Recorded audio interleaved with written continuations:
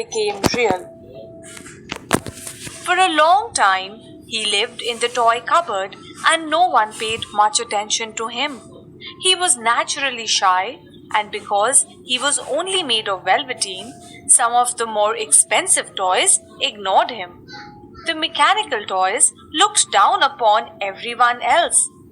They were full of modern ideas and pretended they were real. The model boat would not even bother to speak to him. Even Timothy, the wooden lion, let Rabbit know that he was too important to be his friend. Between them all, the poor little rabbit felt very insignificant. The only person who was kind to him at all was the rocking horse. The rocking horse had lived longer in the nursery than any of the others.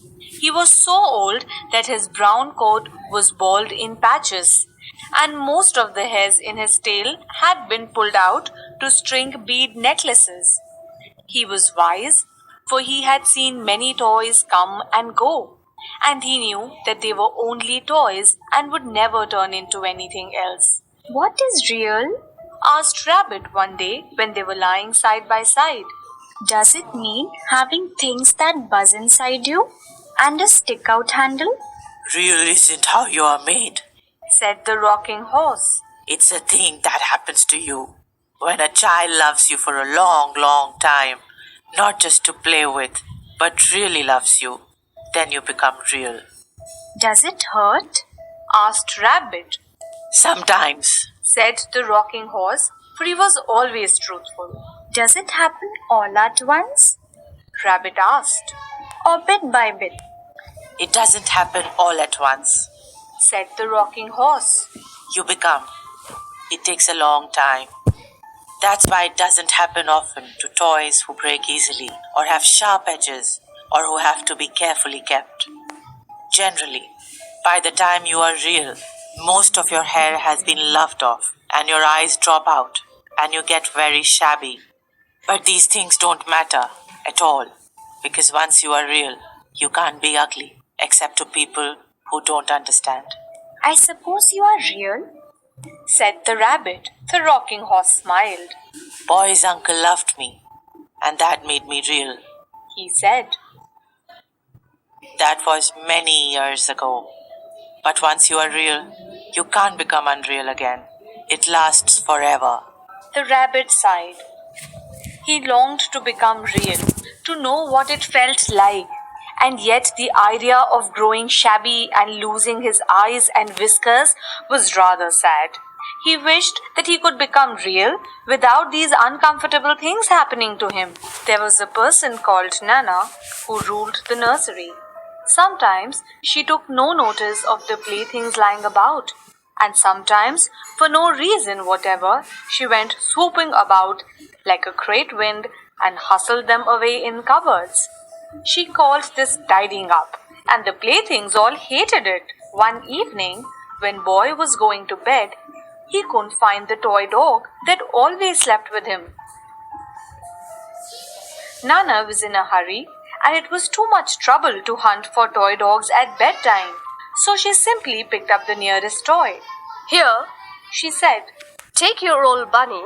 He can sleep with you. and she dragged Rabbit out by one ear and put him into Boy's arms. That night, and for many nights after, the Velveteen Rabbit slept in Boy's bed. At first, he found it rather uncomfortable, for Boy hugged him very tight, and sometimes he rolled over on him.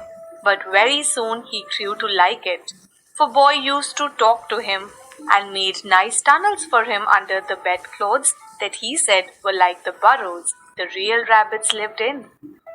And they had splendid games together in whispers when Nana had left after putting Boy to bed. And so time went on, and the little rabbit was very happy.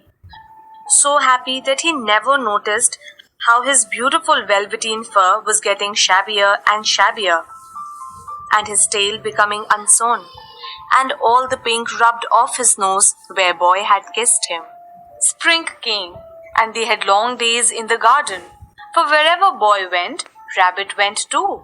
He had rides in the wheelbarrow and picnics on the grass. And once, when Boy was called away suddenly to go out to tea, Rabbit was left out on the lawn until long after dusk, and Nana had to come and look for him with the candle because Boy couldn't go to sleep unless he was there. You must have your old bunny, She said. Fancy all that fuss for a toy? Boy sat up in bed and stretched out his hands. Give me my bunny. He said, You mustn't say that. He isn't a toy. He's real. When little Rabbit heard that he was happy, for he knew that what the rocking horse had said was true at last. He was a toy no longer. He was real. Boy himself had said it.